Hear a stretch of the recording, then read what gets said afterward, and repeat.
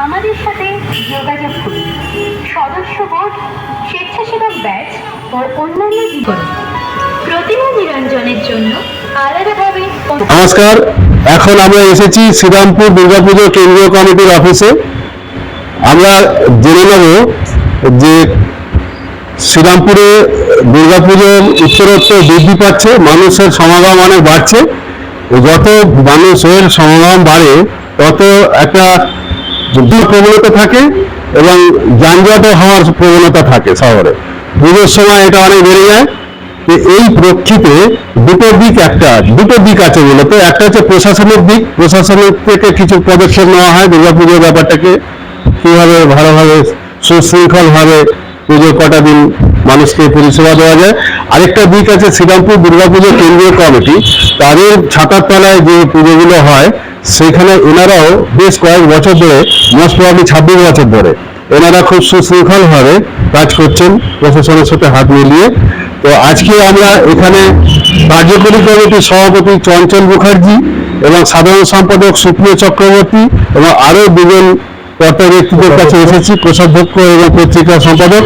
আমরা তাদের থেকে একটু সংক্ষেপে জেনে নেব যে এবছরে আপনারা কিরকম ভাবে ব্যবস্থা নিচ্ছেন সমস্ত ব্যাপারটা সুসম্পন্ন করার জন্য। প্রথমেই আমি অভিজ্ঞান যোগা এবং ফিজিওথেরাপি সেন্টারের যিনি এসছেন কর্মকর্তা, ওনাকে আমার আন্তরিক অভিনন্দন জানাই। উনি বহু দিনের এবং রাজদীপ ম্যাগাজিন ইউটিউব চ্যানেলের এডিটর। ওনারা অনেক ছোট থেকে আজকে বড় জায়গায় এসছেন। তো কেন্দ্রীয় কমিটিও অনেক ছোট থেকে আজকে অনেক বড় জায়গায় এসে গেছে। আপনি একটা কার্যকরী সভাপতি চঞ্চল বাবুকে ধন্যবাদ তার মূল্যবান বক্তব্য রাখার জন্য। এবার আপনি খুব ছোট্ট করে একটু বাইট দিয়ে দিন সুপ্রিয় বাবু, যে যদি উনি কিছু মিস করে যান সেগুলো দু একটা ব্যাপারে একটুখানি বলে দিন। আমাদের কার্যকরী সভাপতি চঞ্চল দা সবই বলে দিয়েছেন।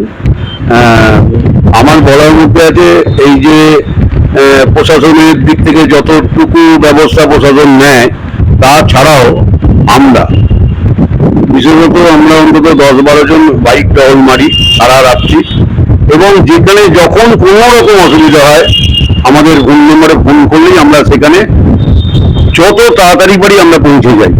তাই এই জিনিসটা আমরা প্রতি বছরই করি এবং এবছরও করব। এছাড়া আমরা যেটা সব থেকে প্রশাসন যে ভালো ব্যবস্থা নিয়েছে, পঞ্চমী থেকে টোটো অটো রাত্রির 12টা পর্যন্ত বন্ধ থাকছে। এইবার এই দুজন ব্যক্তি যা বলেছেন তা হলো, আমরা শ্রীরামপুরের ও সংলগ্ন এলাকার ঐতিহ্য বজায় রেখে সর্বত্র শান্তি শৃঙ্খলা রক্ষা করে শারদীয়া উৎসব সুসম্পন্ন করি। কেন্দ্রীয় কমিটি আপনাদের সাথে ছিল, আছে ও থাকবে। পূজা মণ্ডপের প্রবেশদ্বারে সদস্য বোর্ড 2025 লাগিয়ে রাখবেন। রাত্রি 9টার পর মাইক বাজাবেন না। দর্শনার্থীদের ভিড় থাকলে ঘোষণা করতে পারেন। মনে রাখবেন, মাইকের শব্দ যেন নির্দিষ্ট সীমা ছাড়িয়ে না যায়। পূজার কয়েকদিন রাস্তার দুপাশে যেখানে সেখানে ময়লা আবর্জনা ফেলবেন না বা কোনো দর্শনার্থীকে ফেলতেও দেবেন না। এলাকা পরিষ্কার রাখুন। পৌরসভা ও পঞ্চায়েতের সঙ্গে সহযোগিতা করুন। মণ্ডপ সংলগ্ন এলাকায় কেন্দ্রীয় কমিটির ব্যাচ সহ স্বেচ্ছাসেবক রাখুন। আইন মোতাবেক বিদ্যুৎ সংযোগ নিন। কোনো মতেই বেআইনি হুকিং করবেন না। এমন কাজে কেন্দ্রীয় কমিটির সহযোগিতা পাওয়া সম্ভব নয়। যে কোনো পরিস্থিতিতে আমাদের সাথে যোগাযোগ করুন। সদস্য বোর্ড, স্বেচ্ছাসেবক ব্যাচ ও অন্যান্য জিনিস এর জন্য নিজ নিজ এলাকার আঞ্চলিক সম্পাদকদের সাথে যোগাযোগ করুন।